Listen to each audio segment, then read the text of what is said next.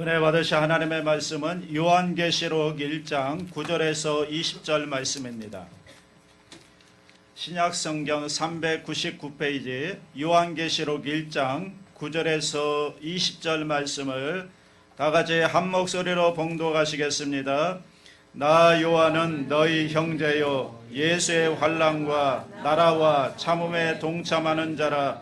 하나님의 말씀과 예수를 증언하였으므로 말미암아 밤무라 하는 섬에 있었더니 주의 날에 내가 성령에 감동되어 내 뒤에서 나는 나팔 소리 같은 큰 음성을 들으니 이르되 네가 보는 것을 두루마리에 써서 에베소, 서머나, 버가모, 두아디라, 사데, 빌라델비아, 라우디게아 등 7교회에 보내라 하시기로 몸을 돌이켜 나에게 말하는 음성을 알아보려고 돌이킬 때 7 금 촛대를 보았는데 촛대 사이에 인자 같은 이가 발에 끌리는 옷을 입고 가슴에 금띠를 띠고 그의 머리와 털의 희기가 흰 양털 같고 눈 같으며 그의 눈은 불꽃 같고 그의 발은 풀무불에 단련한 빛난 주석 같고 그의 음성은 많은 물소리와 같으며 그의 오른손에 7별이 있고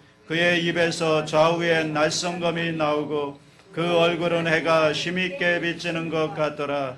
내가 볼 때 그의 발 앞에 엎드려져 죽은 자 같이 되매 그가 오른손을 내게 얹고 이르시되 두려워하지 말라. 나는 처음이요 마지막이니 곧 살아있는 자라. 내가 전에 죽었었노라. 볼지어다 이제 세세토록 살아있어 사망과 음부의 열쇠를 가졌노니 그러므로 네가 본 것과 지금 있는 일과 장차 될 일을 기록하라. 네가 본 것은 내 오른손에 7별의 비밀과 또 7금 촛대라. 7별은 7교회의 사자요 7 촛대는 7교회니라. 아멘.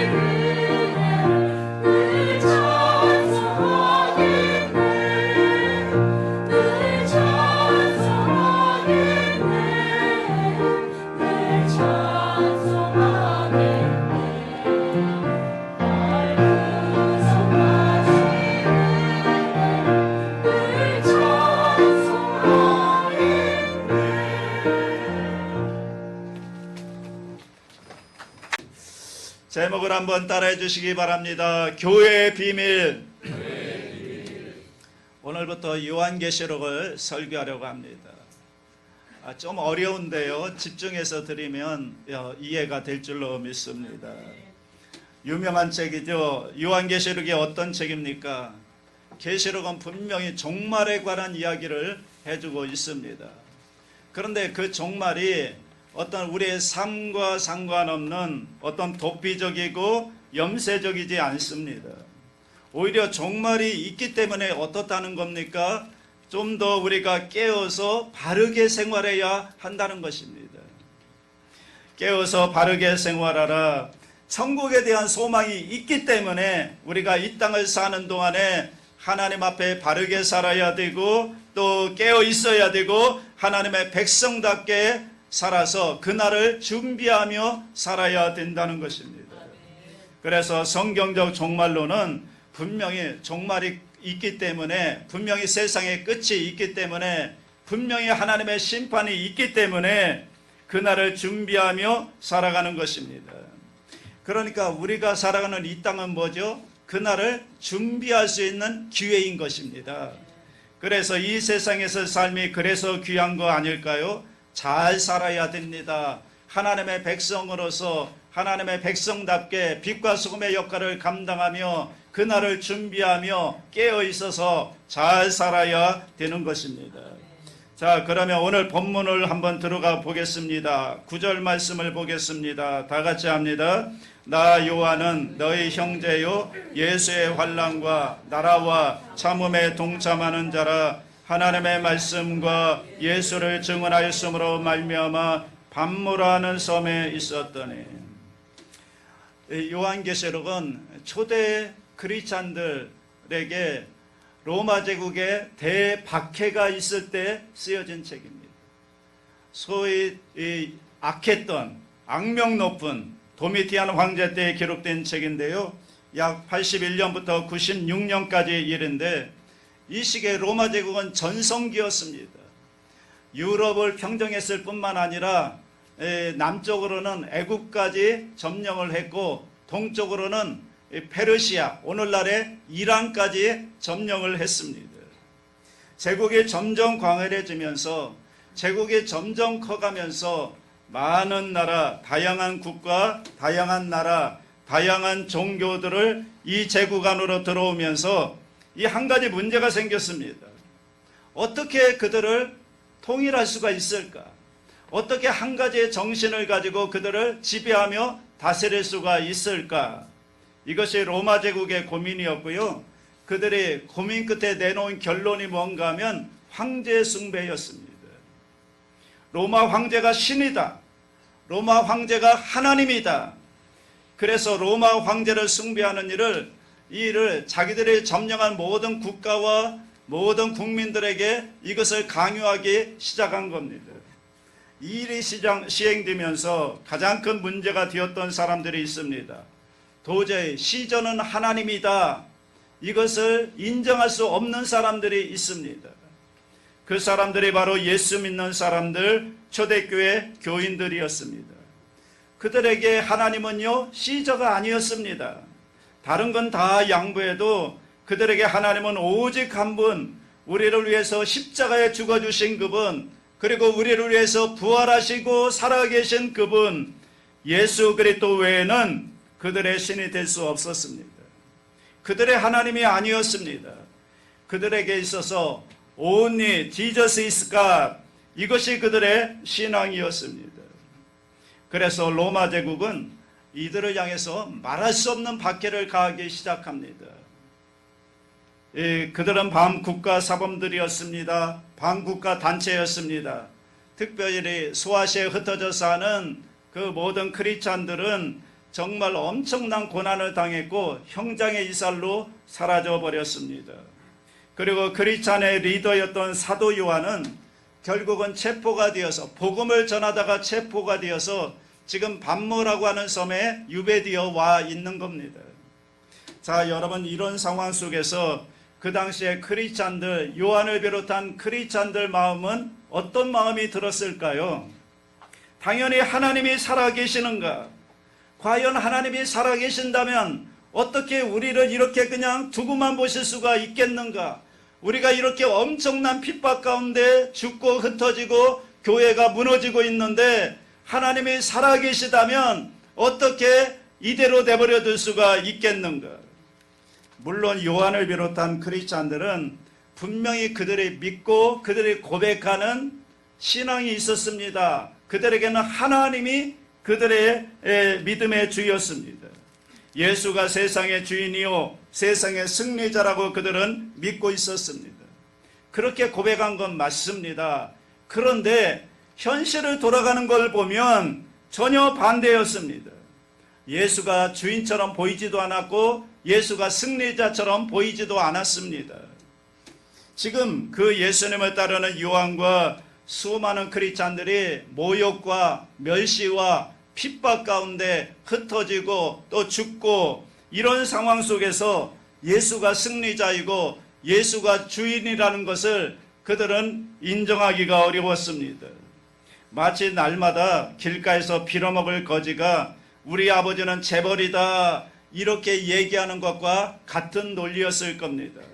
스스로를 보면서 예수님이 하나님이심을 고백하면서도 그들의 마음속에는 이러한 어떤 자신감이 없고 그리고 원망과 불평이 그들 가운데 있지 않았을까요? 이런 의심이 그들 가운데 있지 않았을까요? 그런 가운데 자 10절을 보십시오. 이렇게 나옵니다. 다 같이 합니다. 주의 날에 내가 성령에 감동되어 내 뒤에서 나는 나팔 소리 같은 큰 음성을 들으니 유배지에 왔는데 주의 날에 이렇게 나옵니다. 이 주의 날의 원어를 보면은 주께 속한 날입니다. 이 날이 어떤 날일까요? 이 초대교회 신자들은 예수님께서 부활하신 날을 기념해서 그들은 모이기 시작했고 그렇게 모인 것이 점점 정례화되기 시작합니다. 주님이 부활하신 날, 그날이 언제죠? 주일입니다. 안식 후 첫날에 부활하셨는데 그날이 바로 주일입니다. 자, 지금 유배지에서 주일을 맡고 있는 겁니다. 누가요? 요한이, 사도 요한이 유배지에서 주일을 맡고 있습니다. 만일에 여러분 그 요한의 마음을 한번 헤아려 보시기 바랍니다. 혹시 여러분 그런 경험 있지 않으신가요? 여러분이 주일날 부득이하게 이 교회에서 예배드리지 못하고 어디 출장을 간다든가 여행을 가서 호텔에 묵었는데 그날 자고 일어났는데 그날이 주일입니다. 예배를 드려야 되겠는데 예배 드릴 교회도 없고 그 혼자 예배를 드려야 되는 상황인데 그때 여러분 어떤 생각이 들겠습니까? 여기가 생각나지 않을까요? 지금 여의도 순복음 대구중앙교회에서는 주일 아침에 하나님 앞에 예배드리고 있을 텐데 이 교회가 생각이 났을 겁니다. 요한도 마찬가지였을 겁니다. 그가 주일날이 되었습니다. 아침에 일어나 보니까 주일날인데 하나님께 예배는 드려야 되겠는데 교회는 유배지에 교회는 없고 혼자 예배를 드려야 되는 겁니다. 그러면서 교회를 생각하지 않을까요? 두고 온 7교회를 생각했을 겁니다. 그 7교회에서 지금 사랑하는 성도들이 주일 아침에 하나님 앞에 예배드리고 있을 텐데 그들의 핍박 가운데 흩어졌어도 어디에선가 모여서 하나님 앞에 예배드리고 있을 텐데 그러면서 하나님 이 교회는 과연 어떻게 되는 겁니까? 하나님의 교회를 언제까지 이대로 두시렵니까? 이렇게 핍박 가운데 저 교회를 저들을 그냥 내버려 두실 겁니까? 이런 마음으로 하나님 앞에 탄식하며 주일날 아침에 무릎을 꿇었는데 그런데 그때 성령이 요한에게 임한 겁니다. 성령이 임하면서 나팔 소리 같은 큰 음성이 들렸다 이렇게 얘기합니다. 여기 나팔 소리 같다고 했는데 구약의 나팔 소리는 여러 가지 의미가 있지만 그 중에 가장 의미가 있는 것은 나팔 소리는 하나님의 임재를 말하는 겁니다. 나팔 소리와 함께 하나님의 임재를 나타내는 겁니다. 하나님이 오셨다는 것입니다. 그러니 다들 일어나라, 다들 깨어라, 일어나서 왕을 맞이하라. 이런 의미로 하나님의 임재를 나타내며 구약에서는 나팔 소리를 부는 겁니다. 여러분, 나팔 소리 같은 그 음성이 들렸을 때 그때 요한의 가슴은 뛰지 않았을까요? 아, 하나님이 여기도 계시는구나. 하나님이 이 유배지에도 계시는구나.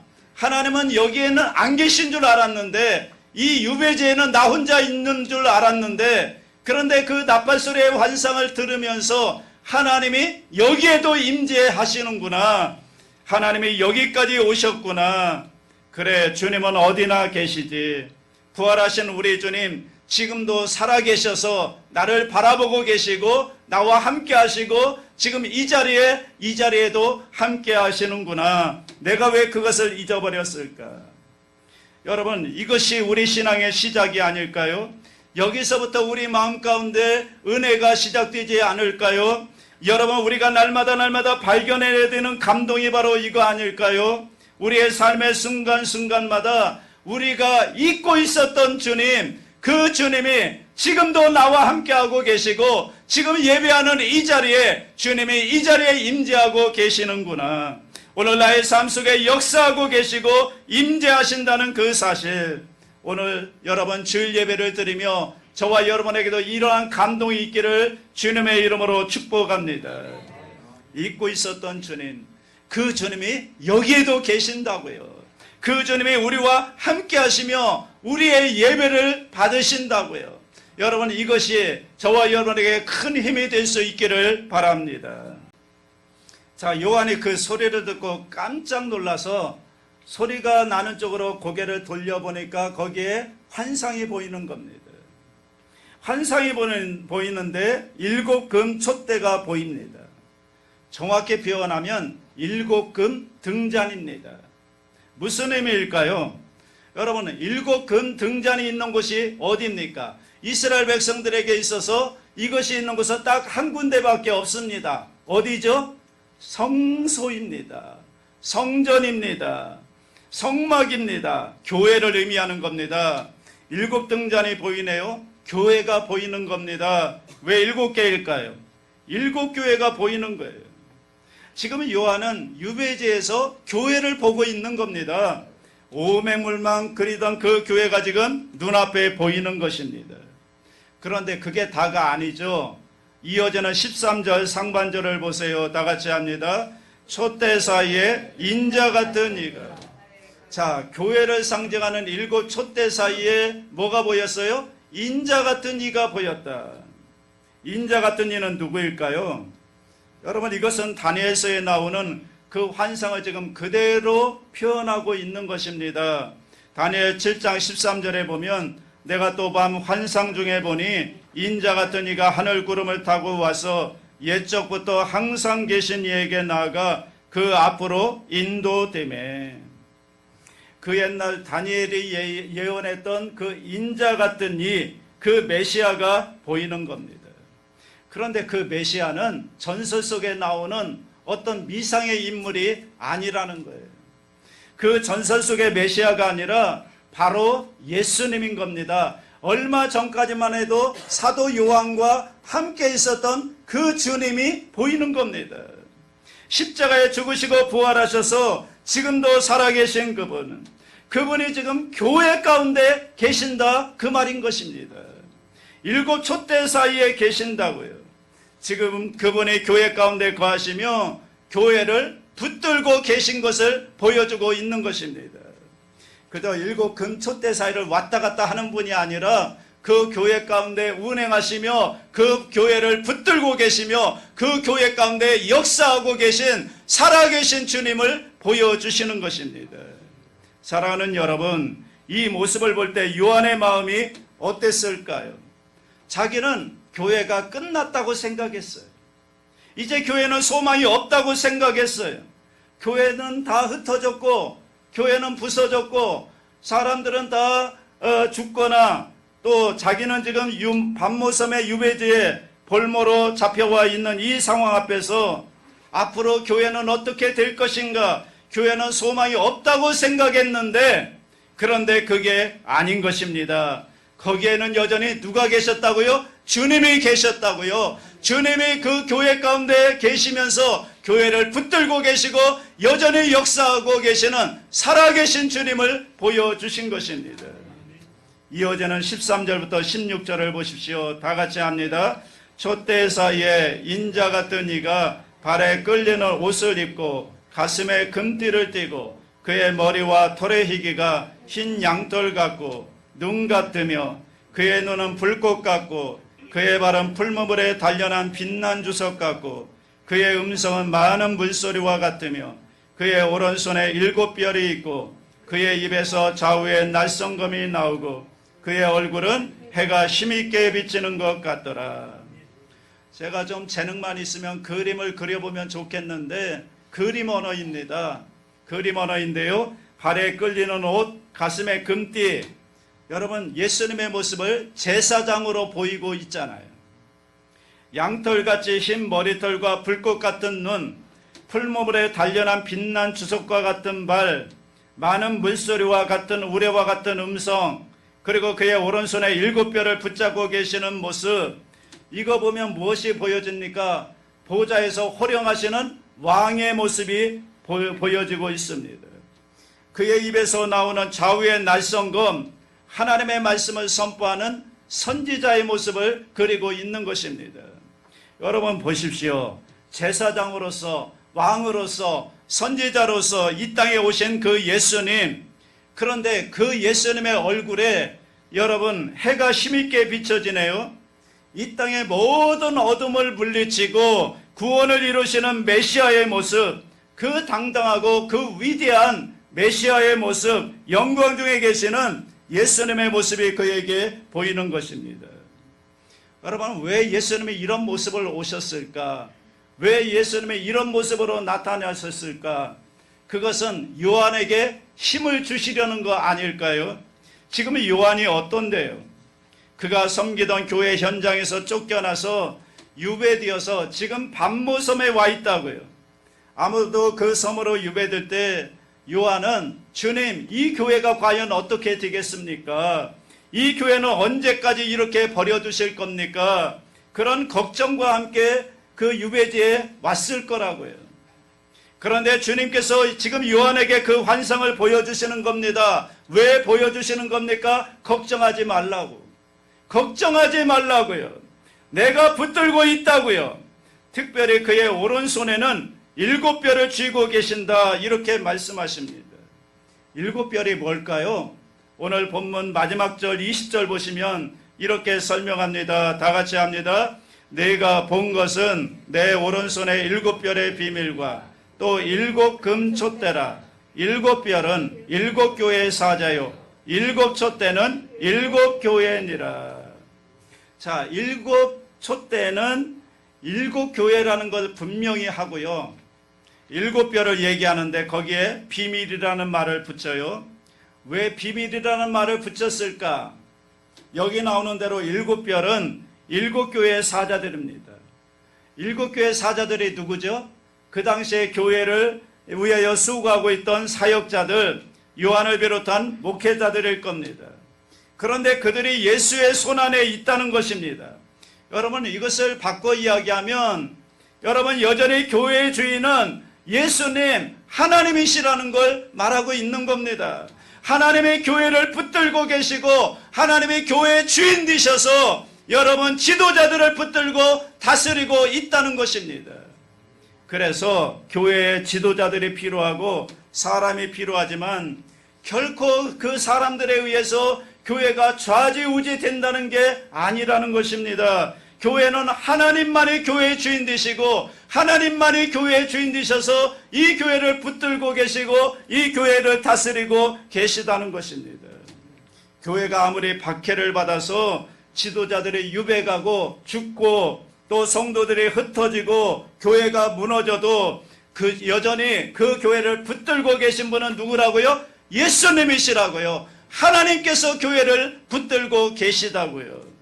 그렇기 때문에 이것이 바로 7별의 비밀인 것입니다. 여러분, 교회의 주인은 하나님이십니다. 사람이 아닙니다.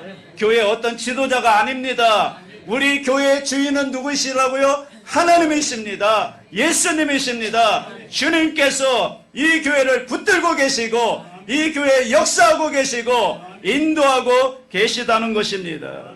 그래서 교회의 비밀이 여기에 있습니다. 교회를 보십시오. 교회가 이 세상에서 가장 약한 곳 같지만 교회는 가장 강한 곳입니다.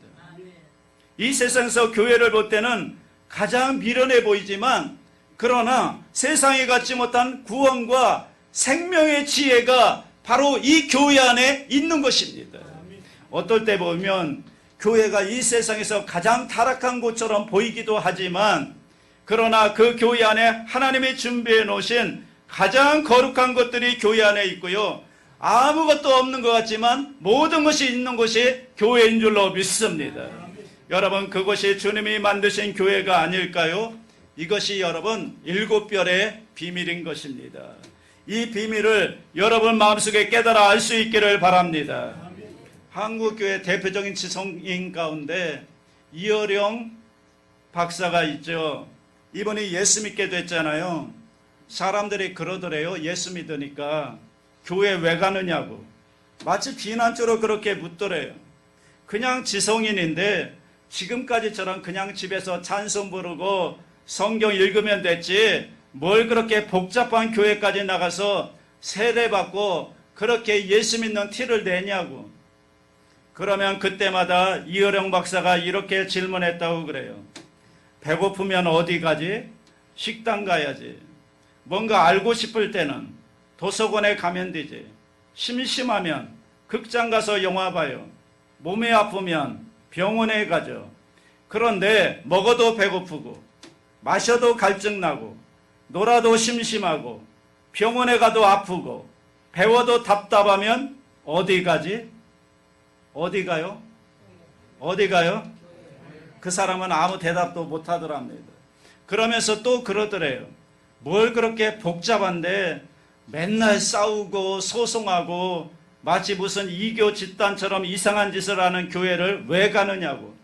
그 타락한 교회를 왜 가느냐고. 또 그렇게 반박을 하더래요. 그러면 그때마다 이분이 또 이렇게 대답했다고 그래요. 모든 교회가 다 영적인 것은 아니지만 역시 영혼이 메마른 사람들이 찾아갈 곳은 교회밖에 또 어디 있는가. 부패한 교회가 있다고 해서 교회에 가지 말라고 하는 것은 어느 병원의 의사가 오진해서 환자가 죽었으니 앞으로는 절대로 병원에 가지 말라는 것과 같은 거지. 그렇죠, 여러분. 이것이 교회의 비밀이 여기에 있는 줄로 믿습니다. 여러분, 우리가 다니는 이 교회의 비밀이 바로 여기에 있습니다. 아무것도 아닌 것 같지만 이 교회의 주인 되시는 분이 주님이라는 이 사실, 여러분, 우리 교회가 이것을 인정할 수만 있다면 저와 여러분이 우리 교회의 주인은 예수님이십니다. 이것만 인정할 수만 있다면 우리 주님께서 우리 교회를 가장 아름다운 교회로 만들어갈 줄로 믿습니다. 여러분, 이것이 교회의 비밀이라는 것입니다. 계속해서 17절 상반절을 보십시오. 다 같이 합니다. 내가 볼 때에 그의 발 앞에 엎드려져 죽은 자같이 되매. 이러한 주님의 환상을 보고 그 앞에 엎드려졌는데 죽은 자같이 되었다, 이렇게 말합니다. 왜 그랬을까요? 지금 사도 요한은 자신의 뜻이 죽은 겁니다. 자신의 교만이 죽은 겁니다. 자신의 죄로 인해서 주 앞에 죽은 것처럼 엎드러질 수밖에 없었어요. 주 앞에 고개를 들 수가 없었던 겁니다. 왜 그랬나요? 마치 지금까지 요한은요, 자기가 교회의 주인인 줄 알았어요. 자기가 없으니까 교회가 위험한 줄 알았다고요. 자기가 없으니까 교회가 안 돌아갈 줄 알았다고요. 그래서 하나님 앞에 원망하고 불평하며 걱정했는데, 그런데 교회의 비밀을 알고 나니까 교회의 주인이 자기가 아닌 것을 깨닫게 된 것입니다. 하나님이 주인이신 것입니다. 그래서 지금 하나님 앞에 엎드리는 겁니다. 엎드려서 회개하는 겁니다. 하나님, 잘못했습니다. 저의 불신앙을 용서해 주십시오. 더 이상 소망이 없다며 좌절하며 절망했던 자신의 불신앙을 주 앞에 내어놓고 그 앞에 엎드린 것입니다. 여러분, 저와 여러분이 오늘 예배 드리는 가운데 이런 사도 요한과 같은 경험이 있게 되기를 주님의 이름으로 축복합니다. 지금까지 우리 인생 가운데 내가 걱정하고 내가 근심했던 것, 마치 내 인생의 주인이 나인 것처럼 착각해서 내가 근심하고 내가 걱정해서 그렇게 살았던 것이 아닌가. 그런데 그게 아니라 주님이 계시다고요. 주님이 살아계시다고요. 주님이 우리 교회 주인이실 뿐만 아니라 저와 여러분의 인생의 주인도 되신다고요. 그런데 왜 내가 주인인 것처럼 그렇게 걱정하고 근심했는지, 여러분 주님을 바라보고 주님께 모든 것을 맡길 수 있게 되기를 바랍니다. 주님께 맡기시면 주인 되신 주님께서 우리의 인생을 아름답게 만들어 가실 줄로 믿습니다. 요한이 죽은 자처럼 엎드리니까요, 우리 예수님이 어떻게 하시죠? 17절 하반절부터 보세요. 다 같이 합니다. 그가 오른손을 내게 얹고 이르시되 두려워하지 말라. 나는 처음이요 마지막이니 곧 살아있는 자라. 내가 전에 죽었었노라. 볼지어다 이제 세세토록 살아있어 사망과 음부의 열쇠를 가졌노니. 손을 얹으시고요, 그 다음에 위로해 주십니다. 뭐라고 위로하시죠? 나는 처음이요 마지막이니 어떻다고요? 살아있다고요. 예수님 죽은 게 아니라 살아계시다고요. 우리 주님이 살아계시다고요. 전에 십자가에 죽었었지만 이제는 살아계셔서 하나님 우편에 계시다고요. 이제는 영원토록 살아계시면서 사망과 음부의 열쇠를 가지고 계신 분, 이제는 이 땅의 역사를 주관하고 이 땅의 운명을 주관하는 그 열쇠를 우리 주님이 가지고 계시다는 것입니다. 여러분, 이 주님 앞에 누가 맞설 수 있겠습니까? 로마 황제가 맞설 수 있겠습니까? 로마 군대가 맞설 수 있겠습니까? 지금 요한이 그 하나님을 경험하는 것입니다. 요한복음 16장 33절에 나오는 대로 세상에서는 너희가 환난을 당하나 담대하라. 내가 세상을 이겼노라. 승리하신 우리 주님께서 지금 우리와 함께하고 계시다는 것입니다. 사망 권세를 이기시고 부활하시고 사망과 지옥의 권세, 열쇠를 가지신 분이 우리 주님이시고 그 주님이 우리와 함께하고 계십니다. 여러분, 어쩌면 요한은 밤모섬에 유배되면서 내 인생 여기서 끝나는구나, 이제 다 끝났구나, 이렇게 생각했는데 우리 주님의 은혜를 경험하면서 끝이 아니라 시작이구나, 시작이었구나, 이것을 깨닫게 된 것입니다. 그래서 우리 신앙의 선진들 가운데 오늘날 미국의 정신을 이루었던 청교도들은 그들은 어려움이 있을 때마다 서로 이런 말로 격려를 했다고 합니다. The best is yet not to come 이라고 하는, 가장 좋은 것은 아직 오지 않았습니다. 우리 인생의 가장 좋은 것은 아직 오지 않았습니다. 하나님이 우리의 미래를 쥐고 계십니다. 그렇습니다. 우리 인생의 가장 좋은 것은 아직 오지 않았습니다. 여러분, 이 믿음으로 여러분의 미래를 한번 바라볼 수 있게 되기를 바랍니다. 그러면 여러분의 미래에 인생 가운데 꽃들이 피어나는 놀라운 역사가 일어나게 될 줄로 믿습니다. 우리 동네에 성곡초등학교 옆에 보면 장미공원이 있습니다. 어느 날 장미공원을 둘러보는데 꽃들이 아름답게 피어 있습니다. 참 예쁘게 피어 있더라고요. 울긋불긋 아름답게 피어난 장미꽃들을 바라보며 참 감사했습니다. 마치 온 세상이 하나님이 만드신 꽃밭 같았습니다. 그러면서 그 순간 저에게 이런 감동이 있었습니다. 하나님이 여전히 이 세상을 사랑하시는구나. 하나님이 여전히 이 세상을 꽉 잡고 계시는구나. 여러분, 이 세상을 바라보면요, 너무나 혼란스러워요. 순리대로 돌아가는 것 같지가 않아요. 정치도 그렇고요, 경제도 그렇고요, 우리가 살아가는 삶의 환경을 보면 답답하고 한숨만 나옵니다. 그런데 때에 따라 하나님의 질서를 따라 철 따라 이 땅의 계절을 그렇게 변함없이 인도해 가시는 하나님, 그 하나님을 생각하니까요, 마음 가운데 소망이 생기더라고요. 마음속에 힘이 생깁니다. 여러분, 우리 인간들의 어리석음과 악함으로 인해서 이 땅이 망했어도 지금 몇 번은 망했을 이 땅을 하나님께서는 여전히 붙들고 계시는구나. 나 같으면 포기했어도 벌써 포기했을 텐데 하나님은 포기하지 아니하시고 이 땅을 여전히 하나님 손에 붙들고 계시는구나. 여러분, 이 하나님의 사랑이 제 마음속에 흘러 들어오니까요, 갑자기 냉랭했던 제 가슴이 따뜻해지더라고요. 소망이 생기더라고요. 사람들은요, 이 세상이 정치에 달려있는 줄 알아요. 사람들은요, 이 세상이 경제에 달려있는 줄 알아요. 그래서 만나서 모이기만 하면 정치 얘기합니다. 경제 얘기합니다. 세상 이야기합니다. 아닙니다. 이 세상을 쥐고 계신 분은 여전히 우리 하나님이신 것입니다. 그 하나님께서 우리를 사랑하시고 때때로 때에 따라 우리를 인도해 가고 계신 것입니다. 자신도 주체하지 못하는 사랑으로 우리를 붙들어 주시고 인도해 가시고 역사해 가시는 그 하나님, 이 하나님을 좀 바라볼 수 있게 되기를 바랍니다. 이 하나님을 바라보면 우리 인생이 달라지지 않을까요? 우리 마음 가운데 소망이 생겨나지 않을까요? 새롭게 시작하는 이 한 주간, 이 하나님과 함께 시작할 수 있다면 이 한 주간 우리 마음 가운데는 꽃들이 피어나는 놀라운 역사가 일어날 줄로 믿습니다. 아름다운 꽃으로 피어나는 하나님의 은혜의 꽃들이 피어나는 꽃밭에 사는 이 한 주간이 될 수 있기를 주님의 이름으로 축원합니다. 사랑이 무한하신 하나님 아버지, 하나님은 살아계십니다. 하나님이 우리 교회를 붙드십니다. 하나님이 우리 인생을 붙드시고 인도하시며 이끌어가심을 믿습니다. 코로나19의 환경은 어렵지만 이 하나님을 바라보게 하여 주옵소서. 이 하나님께 소망을 두게 하여 주옵소서. 하나님의 은혜로 말미암아 우리 앞날이 열려지게 하여 주시옵시고 아름다운 꽃으로 피어나는 복된 인생이 다 되게 하여 주시옵소서. 감사드리며 예수님의 이름으로 기도드리옵나이다.